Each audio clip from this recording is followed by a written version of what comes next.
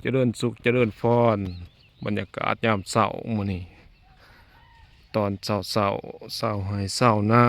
เขตเก่ารูปของเฮามื้อนี้บิณฑบาตเด้อญาติโยมเนาะก็เลยว่าไลฟ์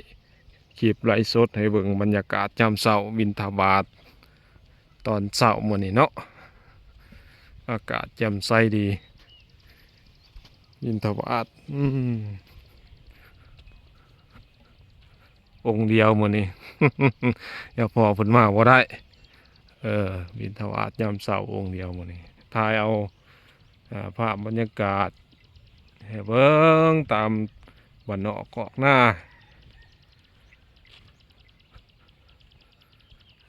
ตามบ้านนอกกอกหน้าใครมีโอกาสก็มาแวะมาเยี่ยมมายามได้เด้อพอไม่ออกเนาะม.10 ปีใหม่แล้วมาเยี่ยมมายามถามข่าวแด้มาอยู่พี่เป็ดจะร้ายแนวร้ายเนาะ ผมมีผู้มาเยี่ยมมายามในกระห้วยคือว่านั่นล่ะเนาะเอา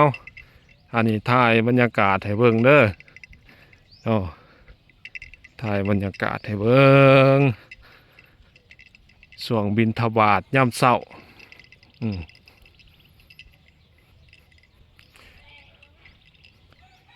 ญาติโยมเพิ่นทำบุญยามเช้า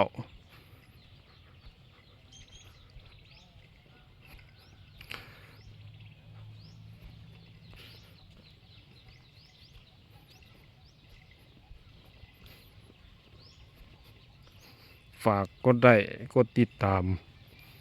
เนาะญาติโยมเฮา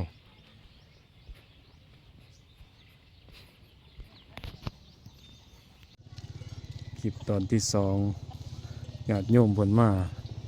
ใส่บาตรขออนุโมทนาบุญนำเด้อเกียรติกับรูปของเฮา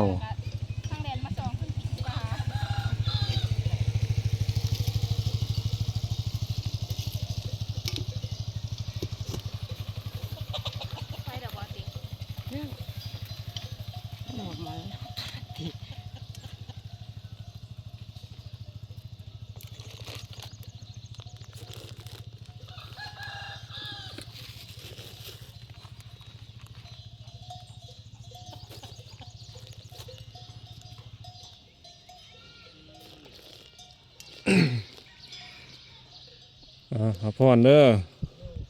ภาวะอภิวาทนาสิริสานิจังมุตตาปัจจานิโยจตารโอธรรมาวตันติอายุวันโนสุขัง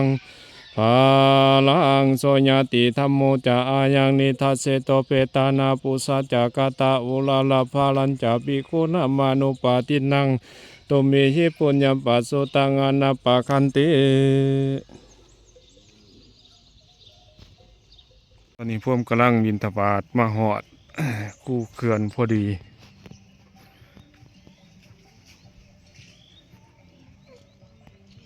อันนี้เป็นสวนกล้วยนะครับนี่เป็นคู่เขื่อนตกละลูย่ามนี่ถือว่าแห้งแล้งเนาะน้ำก็บกหลายเติบ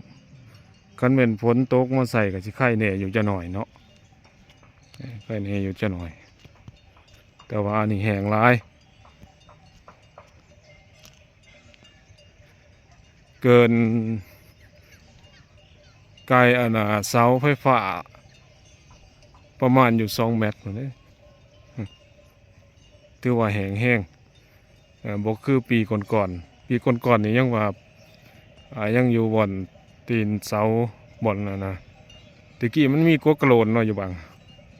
เดี๋ยวนี้บ่มี